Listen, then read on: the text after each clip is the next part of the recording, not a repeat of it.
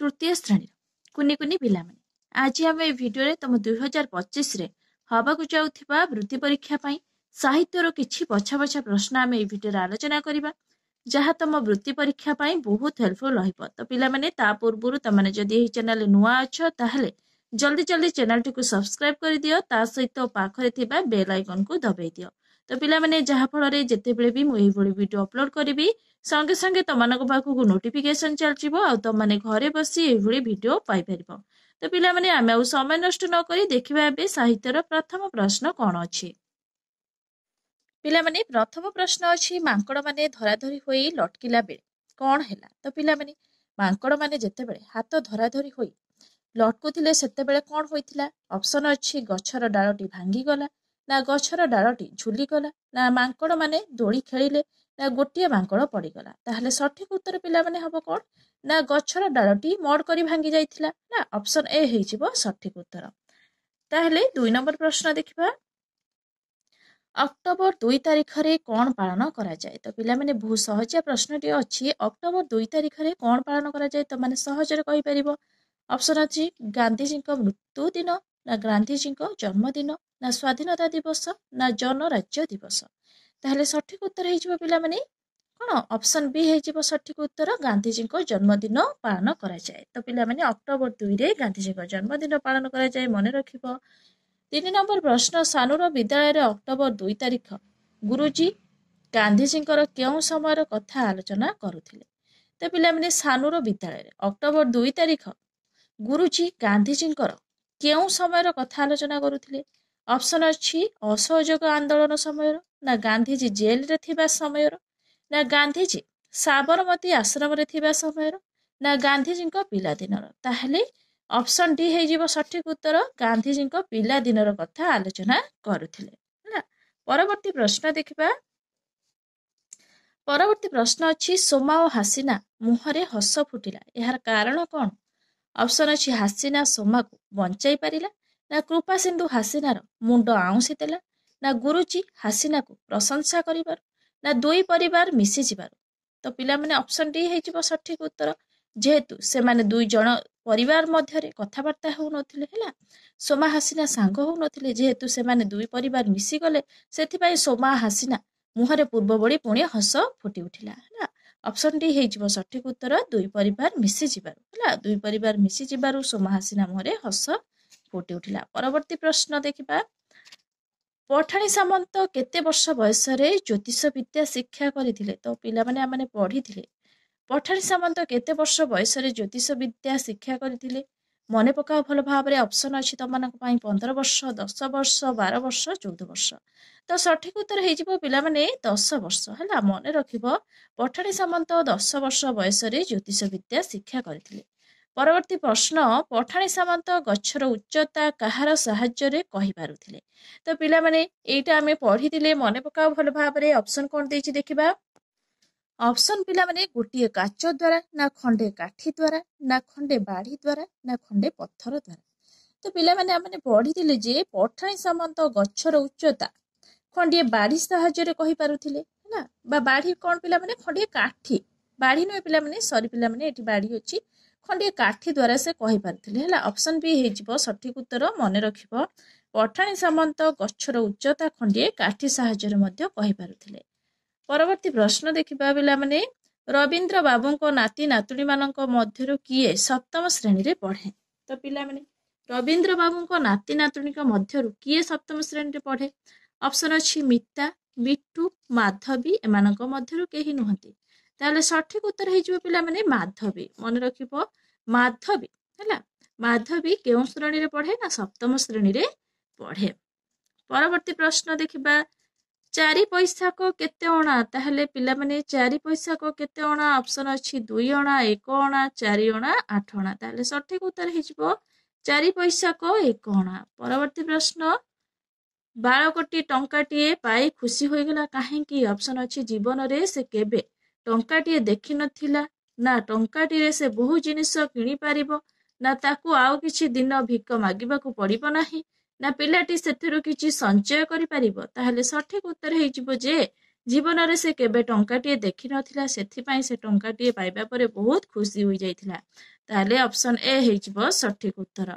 परवर्ती प्रश्न देखिबा विशु महाराणा कोन देखि पुओ को चिन्हि पारिले ताहले पिला माने विशु महाराणा कोन देखि तांको पुओ को से चिन्हि पारथिले पढ़िथिला भल भाबरे मने पकाओ। एठी तम मानकर ऑप्शन अछि हार मुदी जामुकोली बरकोली ताहले सठिक उत्तर हेजिबो पिला माने बाड़ी बरकोली ला विशु महाराणा बाड़ी रो जो बरकोली के देखि तांको पुओ को चिन्हि पारिथिले हला मन रखिबो भल भाबरे नहने जानि सुनी भूल कर दबो।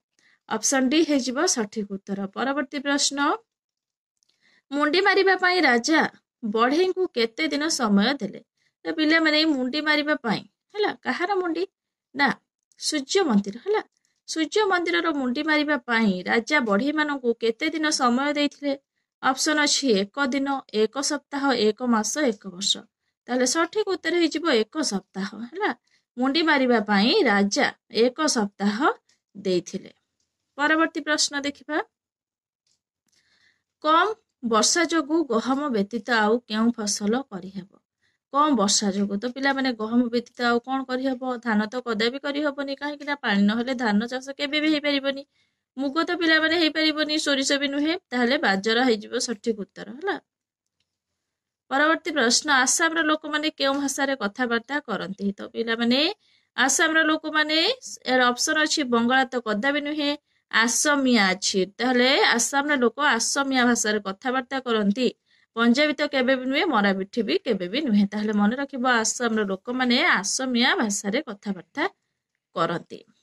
परवर्ती प्रश्न ए पृथ्वी समस्तंकर बास भूई एठारे समस्तंकर बंचिबार अधिकार अछि ए कथा किए कहिछि ताहले ए पृथ्वी समस्तंकर बास भूई एठारे समस्तंकर बंचिबार अधिकार अछि ए कथा किए कहिछि ऑप्शन अछि व्याघ्र भालुक हाथी चिताबाघ ताहले ए कथा व्याघ्र माने बाघ ही कहिछि जे हला ए पृथ्वी समस्तंकर बास भूमि एठारे समस्तंकर बंचिबार अधिकार अछि तो पिला माने बहुत इंपोर्टेंट अछि तो माने मन रखिबो एही बळी क्वेश्चन परीक्षा रे निहाती भाव रे आसीबो।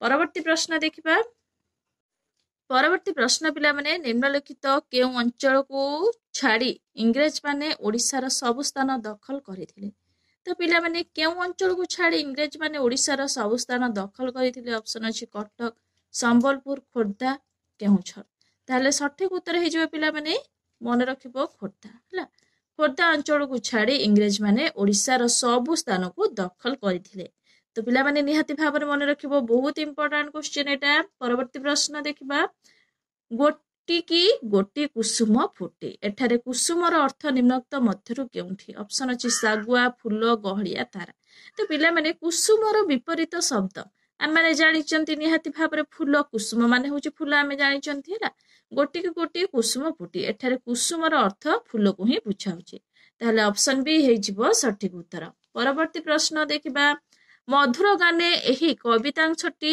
पाई निम्नोक्त केउ पदटी बसाइले ठीक हेबो ताहले मधुर गाने तो पिला माने मधुर गाने रो एही कवितांशटी केउ एही कवितांशटी पाई निम्नोक्त केउ पदटी बसाइले ठीक हेबो देखिबा ऑप्शन अछि देहटी छुए बडुची मोही देहता सोहे पराण मोहे ताहले पराण मोहे हला मधुर गाने पराण मोहे एही ताहले कोन एही पदटी बसाइले ठीक हेबो ऑप्शन डी हेजिबो सठिक उत्तर।